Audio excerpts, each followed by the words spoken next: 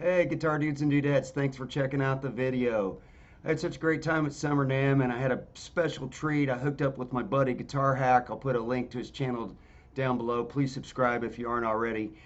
He had a couple of passes for the Gibson Custom Shop and he invited me to come along. All I had to do was the driving, which was easy enough for me. So we went down there and we were able to get in and get a tour of the Gibson Custom Factory, which was really awesome.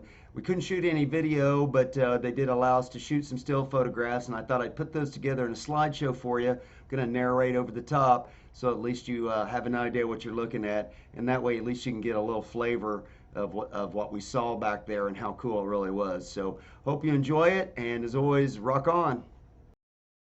So right inside the main entrance, you're greeted by this 1957 Les Paul Gold Top reissue, and this is where we met our tour guide, an employee for 42 years with the Gibson Company. He gave us some safety glasses, just some instructions that we could not film anything, but we were allowed to take still photographs, and of course I'm just going to narrate over those so at least you get a taste of what it is behind the scenes. And for one thing I can tell you right off the bat, once we got back in the factory area, that you could just kind of feel in the air that everybody that worked back there was taking a great deal of pride in what they were doing. It was really cool. So let's go take a look. So one of the first steps after the wood is picked out is to laminate together the mahogany back with the maple top on the Les Paul guitars, and that's what this press is doing. They glue the two pieces together with tight bond carpenter's glue, and of course they're put under a lot of pressure, and then once that glue is allowed to cure, then these sheets of wood are brought out and moved over to the next step of the process, which is this CNC machine, which can cut two bodies at a time to perfect specifications, leaving enough extra wood left over so when the final hand sanding is done, they can get it down to exactly the body shape you want. And then if you look over to the side to the left hand side of this photograph, you'll see some of the templates over there that are used when they set these machines up for different runs. So once the bodies come out of the CNC machine, they go over to these guys who are installing the binding. And as you can see, they are actually binding the guitars. And that's how the process is done and also where the name comes from. Now, while all that work is taking place on one side of the factory, on the other side, this CNC machine is cutting out the necks and the headstocks. As you can see, if you look close, you'll see where the wings are glued on the top of the headstock. So when they come out of here, they actually look like the Gibson headstock, but they're not ready to go yet because the first thing they got to do is get passed off to this next guy. And what he specializes in is installing the truss rods. Now here you can see some of the fretboards that have already been prepared to go on the necks. There's both rosewood and ebony fretboards here. And then these guys were taking both components, the necks and the fretboards, and putting them together, putting all the hand finishing on, all the sanding, all the fretwork on the edges, all the binding on the neck, and doing just craftsmanship work. Here you can see some of the Firebird headstocks that they had just recently finished.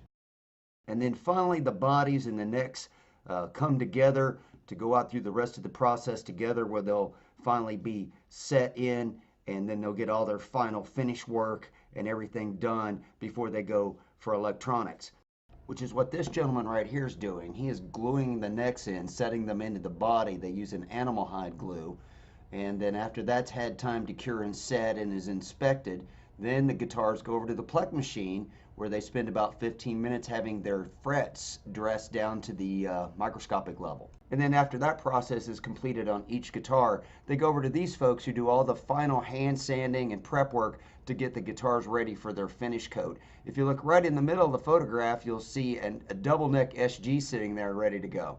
Of course, then the guitars have to be painted or stained or get whatever finish they're going to have on them. You can see these Les Pauls here have the stain on the back first before they do the tops. And of course, once they have gotten their coat, they're marked with tape. You can see on the fretboards here, and you can kind of tell what the guitars are going to end up being. You see a 58, a 59R, a 59. Gives you a little bit of a clue as to what these are going to end up as. This rack of guitars obviously have all had their finish put on them. They've had their clear coat added to the guitars, and now they're ready to go off to see these three ladies who do nothing all day but scrape the binding. They get all this stain and paint or any debris or anything that's not supposed to be on the binding off before the guitars go off to the final buff. These three ladies can do 60 guitars a day, a very time consuming and precise process they have to go through. So the last real part of the construction process are the gentlemen that work in this buffing room. Again, another specialized skill, because you can ruin a guitar in a heartbeat if you don't know what you're doing. They buff these guitars first with a carnauba type wax and then another wax that brings out an even higher buff shine if that's called for on the finish of the guitar they happen to be working on.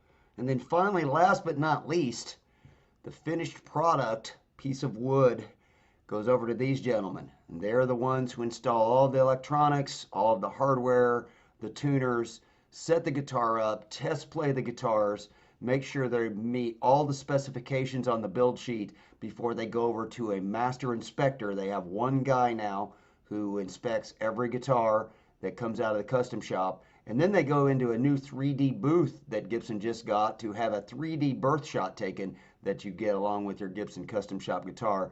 And here's a rack of finished guitars ready to go out to their new owners. And folks, that's the tour of the Gibson Custom Shop. I hope you enjoyed it.